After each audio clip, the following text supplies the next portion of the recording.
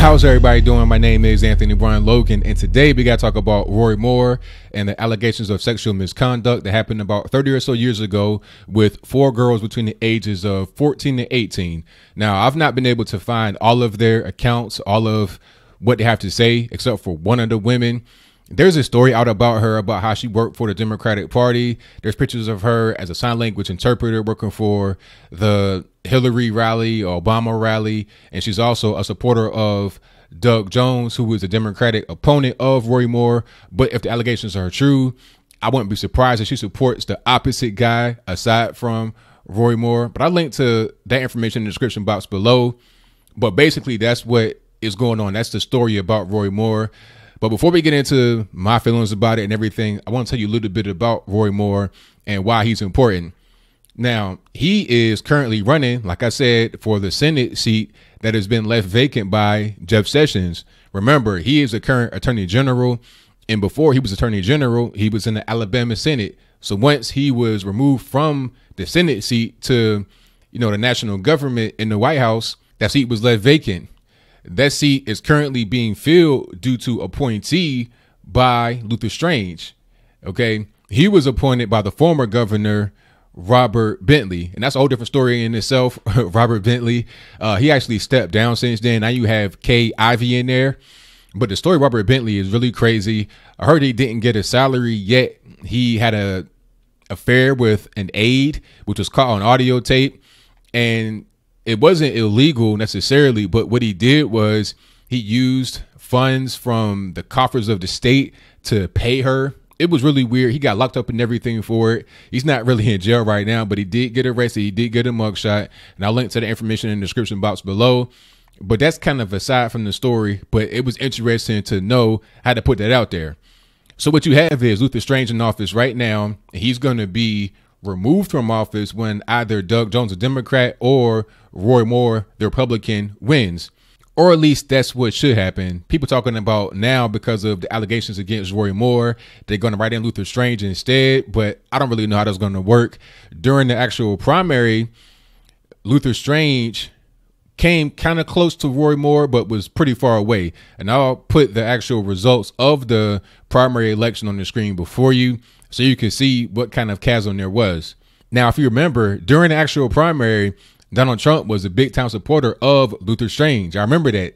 It was a whole big thing, a point of contention. People were talking about he's dumb. When I say people, I mean those on the right. They said he was dumb because Luther Strange is the establishment, all this, that, and the third. But Trump had tweets that was very positive of him, talking about go big Luther. And if you don't know, this guy Luther Strange is like 6'8", 6'10". He's a very big guy. And I'll post a picture of him next to Trump on the screen before you. And mind you, Trump is like 6'2". He's not a short guy. Luther Strange is just a very big man. But I'm digressing. The whole point is that Strange is in there right now, and he should be removed come January when you have the actual election to replace Jeff Sessions. So that's why this guy is important, because he's going to fill the shoes of Jeff Sessions in the actual Senate in Alabama. I doubt the guy Doug Jones has a chance, but maybe so because of the newfound allegations against Roy Moore. Now, some are saying this is false because of the alleged past of the woman that is the main accuser, working for the Hillary campaign, the Obama campaign, as a sign language interpreter, also supporting Doug Jones, who was an opponent.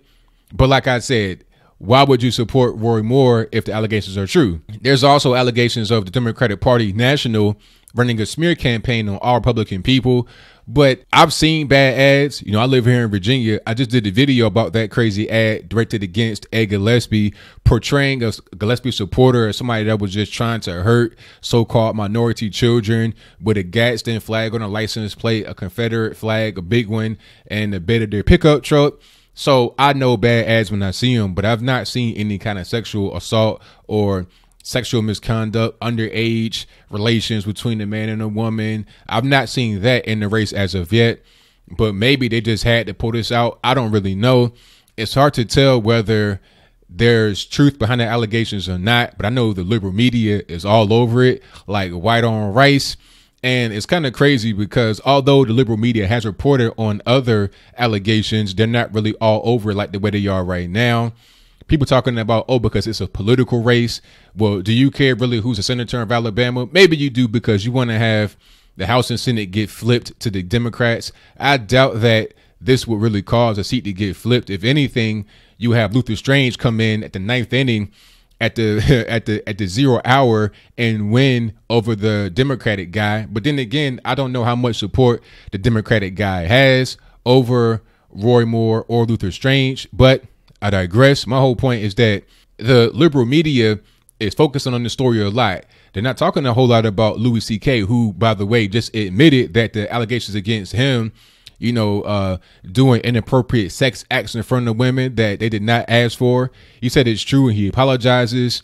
We're not talking about all these people that are on the left, the crazy Hollywood people. I'm not really a big fan of Louis C.K., so I don't know where he's at, left, right, or whatever, but I could judge by the lack of coverage. So he's probably on the left, or he's pretty much in there with Hollywood people. At the end of the day, I think that if the allegations are true, then Roy Moore should not be elected. You need to put Luther Strange in there, which Trump told y'all to do from the beginning. I'm gonna keep saying that. He changed his mind at the end when Roy Moore won, of course, because whoever wins you want to support. It's just like me. I did the same exact thing in Virginia. I did not vote for Ed Gillespie in the primary. He was my third option. I did not like Ed Gillespie from the beginning.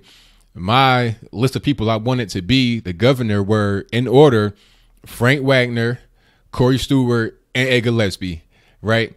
Corey Stewart came in a close second, and Frank Wagner, unfortunately, came in a distant third in the actual primary and the Republican side for the governor.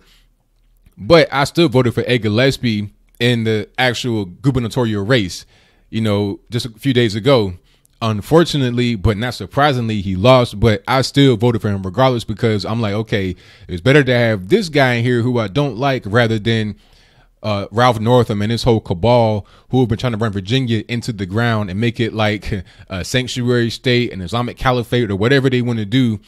I'm not a big fan of. So it was basically lesser of two evils, so to speak, but the better choice at the end of the day. Now, as far as Roy Moore, if what's being said is true, it's kind of hard to make that assertion because you don't want to say, lesser of two evils. You got one guy, dealing little 14-year-old girls, and the other guy, I've not heard about anything like that. However, let's not jump to conclusions. Let's not say that he's automatically guilty. Let's not say that nobody can be above lying. Because like I said, the woman who is the main accuser, whose story I'll put in the description box below, she has been linked to Democrats. And then again, I've seen this story about her linked to the Democrats on one website. I think it's called Activist Mommy. And I'll post a screenshot on the screen before you and also link in the description box below. I'm not really doubting the validity of the actual content on the website as far as this story is concerned. But at the end of the day, I need to see some more information about the woman and also about Roy Moore and also about relationship between the two of them and also between Roy Moore and the other women. Give me some hard evidence so I can kind of sink my teeth into. I think the whole thing here is being predicated upon this whole Me Too thing. Remember that story about Jesse Jackson about how he was sexually harassing a writer over at, I think, The Root? I knew that might have been fake from the beginning. I'm not saying it is or it isn't, but I've read the article from the woman at The Root. And in the article at the end, somebody was saying, hey, I was there with John Singleton and you, because she also accused John Singleton, the filmmaker, of sexual harassment. I was there with you guys, and you were the one that was harassing him. You were the one that was constantly badgering him for a picture. You were the one who was trying to hold all of us up when we were trying to leave because you wanted to be around him. So what's really going on? And she also posted a picture on Instagram talking about he likes BBWs, all this, that, and the third. If you were pressured into taking a picture with John Singleton, if you did not want to be around him, then why did you post a picture on Instagram, all smiles, with positive messaging? If you wanted the evidence of sexual harassment, keep the picture in your phone and then release it when the time is right. Why put it on Instagram right there with happy messages? You see what I'm saying? Sometimes these allegations are simply not true and they don't make any sense, but sometimes they're true. So it's really hard to tell who's lying, who's telling the truth. But I think right now, people just kind of getting caught up in the moment. Everybody wants to have the Me Too story. And then as soon as the story breaks, everybody believes it. But I'm going to leave it right there. So what do you think? Do you think that Roy Moore is guilty of the allegations. You think he did it? Do you think that Luther Strange would have been a better candidate, hindsight being 2020? Now, if so, why do you think that? During the actual primaries in Alabama, people were saying that Luther Strange was an establishment shill, a George Bush kind of guy, a Edgar Gillespie kind of guy. That's why they didn't like him. And then Roy Moore was a maverick. He believed in, you know, the sanctity of marriage. He was religious. But then you have this side where you have allegations coming out about young girls. So do you put a lot of faith into the allegations? Do you think that they're real? Do you think they're being generated by the Democratic Party to try and oust him in the 0 hour? Because the election is in January. Here we are in like mid-November. Is that the purpose of the allegations right now? Whatever your comments are, let me know in the comments below. And that's all I got to say for this video. If you like what you heard, please comment, rate, share, and subscribe. Peace.